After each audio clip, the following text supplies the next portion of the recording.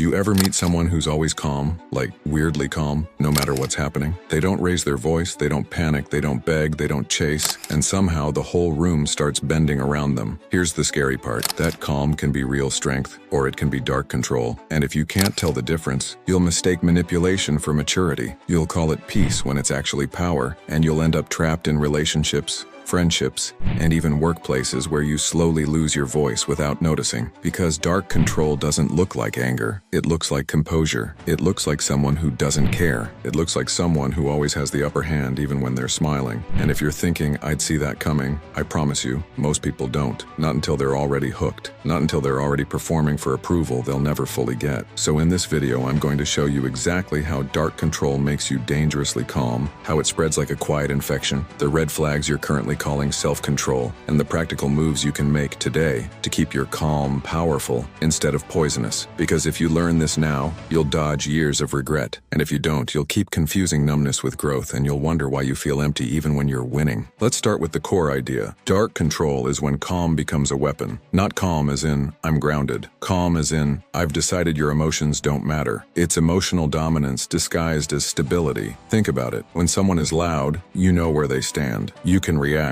You can defend, but when someone is cold and calm, it makes you doubt yourself. Your brain reads it like, if they're not reacting, maybe I'm overreacting. That's the first trick. They don't need to shout. Your nervous system will do the shouting for them. And if you've ever had that moment where you're explaining yourself and the other person just sits there, relaxed, almost bored, while you feel your chest getting tight, yeah, that's not maturity automatically. That's a power dynamic being installed in real time. So here are the signs, and I want you to listen like you're watching a thriller and the villain is wearing a suit and speaking politely. Sign 1.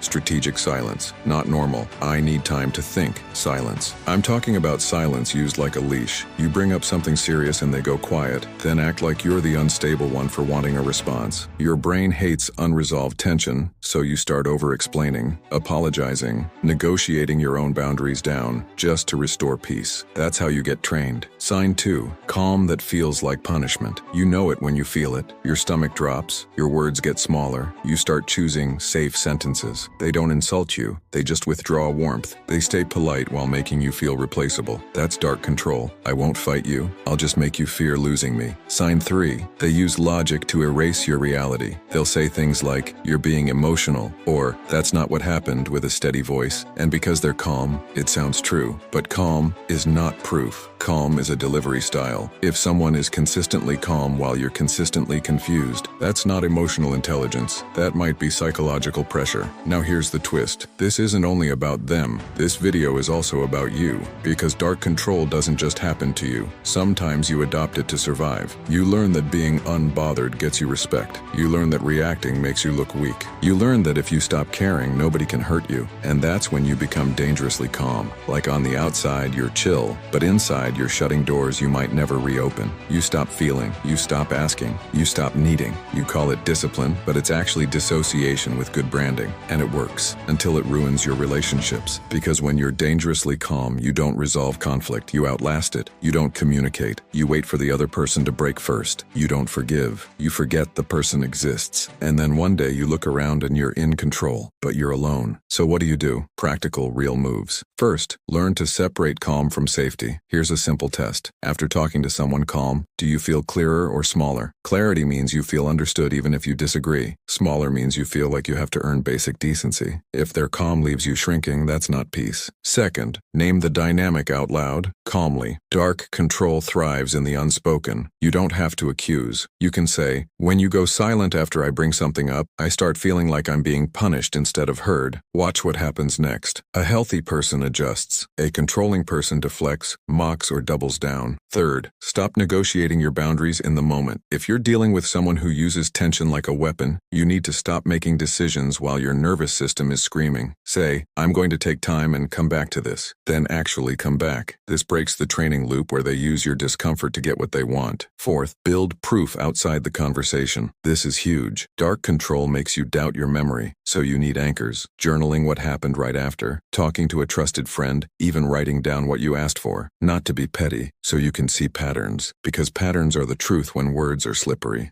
Fifth, practice warm power. This is the upgrade most people miss. Warm power is when you keep your calm, but you don't remove your humanity. You can say no without becoming cold. You can be steady without becoming cruel. The line is simple. Calm that protects dignity is strength. Calm that removes dignity is control. And listen, if this is hitting a nerve, you're not crazy. You're not too sensitive. You're picking up on something your body understands before your brain has words for it. And here's the part people don't like hearing. The reason dark control is so addictive is because it feels like certainty. It feels like finally not being the one who's chasing. It feels like revenge for every time you were ignored. So your brain goes, I want that. That's why the most dangerous calm is the calm you start worshiping. And that's also why I'm going to ask you, without asking you, to do something right now. If you've ever been on either side of this, you've got a story. And when people quietly drop their story in the comments, it does something wild. It turns shame into pattern recognition. You stop feeling alone and you start seeing the playbook. Plus, if you're the kind of person who's trying to level up mentally, you already know this. You don't grow from motivation, you grow from reminders. The kind you keep close, the kind that show up again when you need them most. Back to solutions, because I'm not here to just diagnose. Here's how you stop becoming dangerously calm yourself. 1. Don't use silence as a flex. If you need space, say it with warmth. I'm not ready to talk, but I will talk. That one sentence separates maturity from manipulation. 2. Check your calm for numbness. Ask yourself, am I calm because I'm regulated or because I'm disconnected? Regulated feels open, disconnected feels flat. If you can't feel joy or sadness, that's not control, that's shutdown. 3. Stop collecting power in relationships. Collect trust instead. Power makes you safe short-term, but trust makes you safe long-term. And trust requires vulnerability, which is exactly what dark control avoids. 4. Learn to tolerate discomfort without making it someone else's problem. A lot of controlling calm is just someone refusing to feel shame, fear, or rejection, so they push those feelings into you. If you can sit with your own discomfort, you won't need to dominate the room to feel okay. 5. Choose your hard. This is the real fork in the road. It's hard to speak up, and it's hard to stay silent. It's hard to set boundaries, and it's hard to resent people quietly. Pick the hard that builds your future, because the other hard builds your prison. Now let me paint you a scenario you'll recognize. You're texting someone. Hours go by, you see they're active. No reply. You tell yourself, don't be needy, be chill. So you act calm. You wait. You pretend you don't care. But your stomach is tight. You're checking your phone. Your mood is hijacked. That's not calm. That's compliance. That's your nervous system being trained to accept crumbs and call it self-respect. Real calm would sound like, I don't like this dynamic. If it continues, I'm out. And then you follow through. Not dramatically, not loudly, just clean. That's power without poison. And if you're thinking, okay, but what if I lose them? Good. That fear is the chain. Dark control survives on your fear of loss more than your love of the person. The moment you become willing to lose what disrespects you, you become impossible to control. And I need you to hear this next part. Being dangerously calm might get you claps online, but it will cost you your softness in real life. You'll start calling people weak for feeling things. You'll start treating connection like a negotiation. You'll win arguments but lose intimacy. And one day you'll be sitting in a quiet room proud that nobody can hurt you, and you'll realize nobody can reach you either. That's the bill that eventually comes due. So here's your action. Right now, before this video ends and life swallows the moment, identify one place where you've been shrinking to keep peace. One relationship, one friend, one group chat, one workplace dynamic, and do one brave, clean thing in the next 24 hours. Name what you need, set a boundary,